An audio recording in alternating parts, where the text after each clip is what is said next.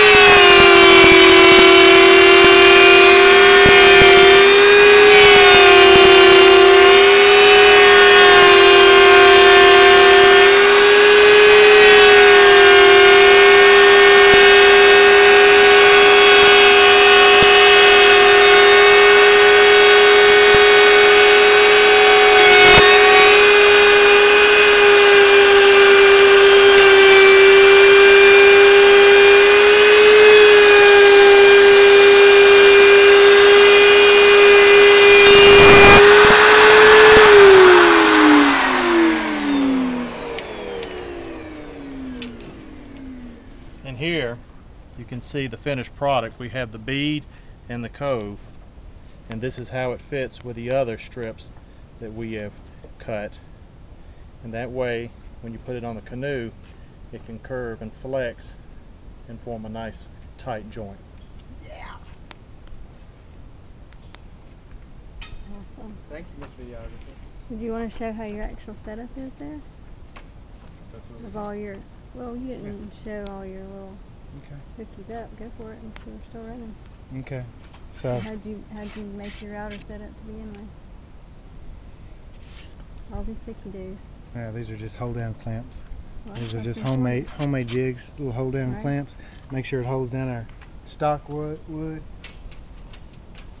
Keeps it in place, tight against the fence, tight against the blade. It's just a simple spring clamp. Okay. As we feed it through, it just keeps everything tight, keeps it together. Puts all the work on the table and not so much on us. All we gotta do is feed it through, it does all the work. Takes a long time to set it up. But once you have it all set up, then you can crank out your strips. Very cool. Very good.